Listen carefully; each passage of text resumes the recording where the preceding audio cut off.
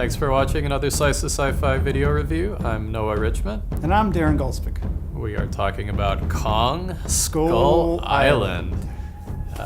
This is the latest incarnation of the King Kong legend. I wasn't quite sure if it was going to be some sort of a sequel or some way of doing it that wasn't a reboot. It's sort of interesting how they handle it because it is a reboot, but it's not a direct reboot the way the Peter Jackson one was. It's really something where instead of setting it back in the 1930s, they don't set it in modern times, they set it in 1973. It's right at the very end of the Vietnam War era, and it brings in a lot of the, what shall we say, the feeling, the style. Tricky Dick, Nixon. Right. Yeah. And above and beyond all, the music of that era really brings it to life, and at the same time transports it to this tropical island, where which point it does become a bit like the 1933 King Kong, where it takes place on this island and it's full of prehistoric creatures and well, I guess you would. I mean, it's just the same as, in some ways, it's like a facsimile of all the previous, or at least the island itself. Right.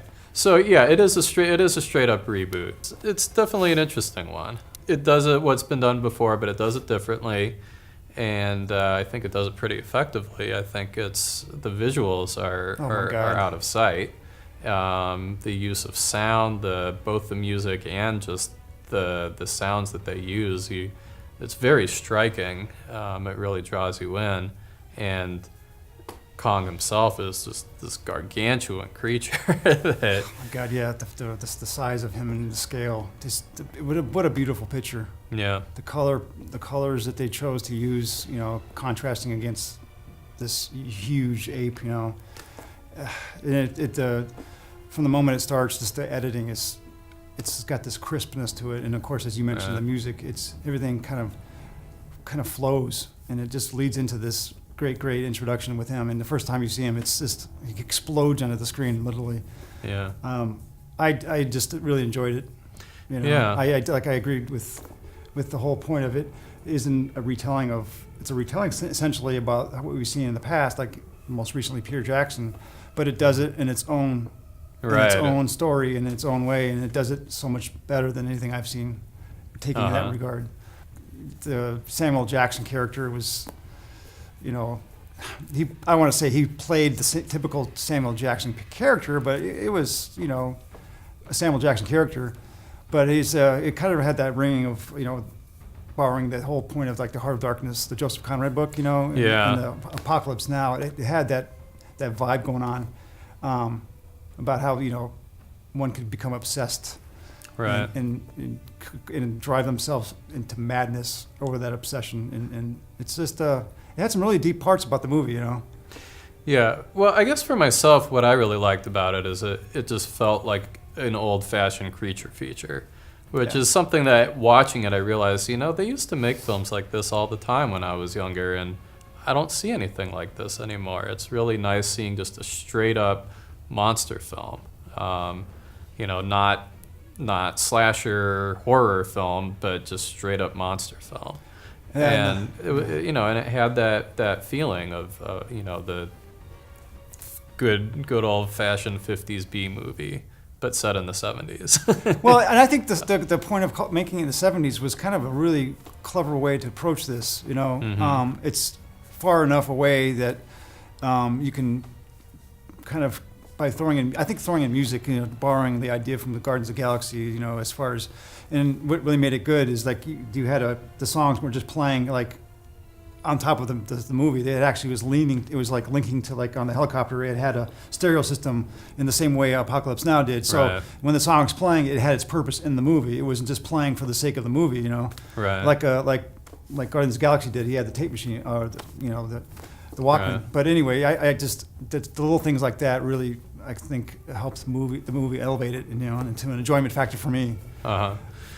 Now I would have to say that I did think the way that it was built up at the beginning, I did think that it was maybe trying to do some sort of apocalypse now, Right. where it's going to make some grander statement about where society is at that point in time or something, and Yeah. Kong is going to become a metaphor for something, and that never happens. It really it has those elements, and then it really doesn't do anything with them other than just give you a fun monster film.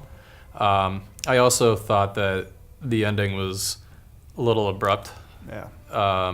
And while the ending was a little abrupt, at the same time, the film itself, I thought, could have been tightened up a little bit. It was maybe a little longer than it needed to be. Well, in the end, with the character Brie Larson plays, and of course Tom Hiddleston, there was Right. supposed to be some kind of chemistry there. Chemistry, and right. And it didn't really matter for the movie itself, because the Right. the main star of this show was King Kong, and of course Right. he was really likable in this movie in the same way I like Godzilla and his old classic movies, Right. So yeah, there's supposed to be this chemistry that I'm going to assume we're going to see some future movies with the two of them. I don't know, Presumably. but sure they're pretty faces to look at, and definitely they serve their parts in the movie. And again, in the beginning, there's this cool sequence with the helicopters that it's like they just lifted it from the Coppola's movie.